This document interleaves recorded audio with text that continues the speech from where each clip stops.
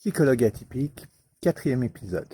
Alors aujourd'hui, en cette première belle journée d'été ici au Québec, sur la rive sud de Montréal, je voudrais vous parler un petit peu de quelle position je parle. Alors, je parle bien sûr de ma position de psychologue clinicien qui pratique la psychologie clinique à plein temps depuis 2007. Je suis également formateur, j'ai écrit plusieurs livres, des articles, quelques-uns scientifiques, mais surtout des livres, un pour le grand public, puis des livres pour les cliniciens, dans une approche qui s'appelle la thérapie d'acceptation et d'engagement, qui vise à nous aider à faire de la place à nos émotions difficiles, à nous distancer de nos pensées problématiques pour pouvoir faire ce qui est important pour nous dans la vie, pour pouvoir, en quelque sorte, vivre nos valeurs.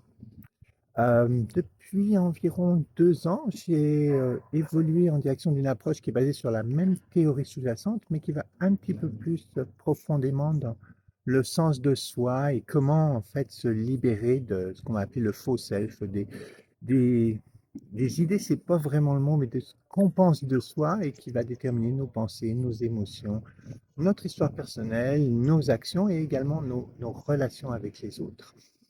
Et donc, j'ai cette position, puis j'ai aussi la position d'un autiste, donc avec un diagnostic reçu il y a quelques jours, confirmé il y a quelques jours, mais avec une hypothèse, une suspicion que j'ai depuis novembre 2021, qui n'est pas une idée qui m'est venue dans la tête, pas du tout, mais plutôt une suggestion de ma psychothérapeute qui, dans un premier temps, m'a complètement mis par terre. C'est-à-dire, j'ai dit, ben non, enfin, ça n'a pas de sens.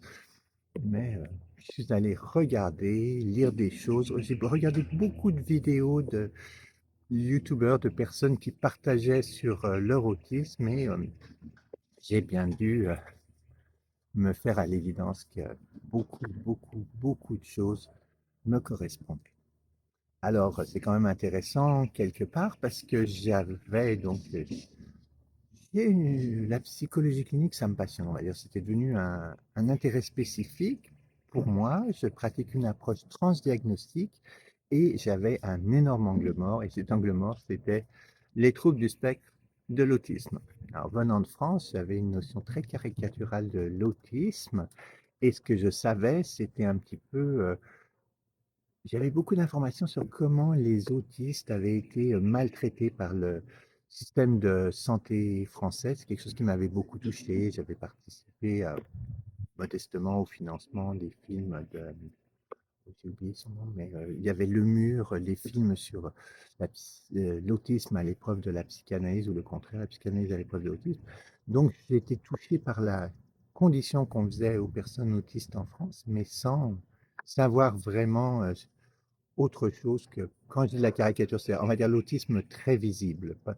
Et j'ai aucune connaissance sur ce qu'on a appelé longtemps l'Asperger.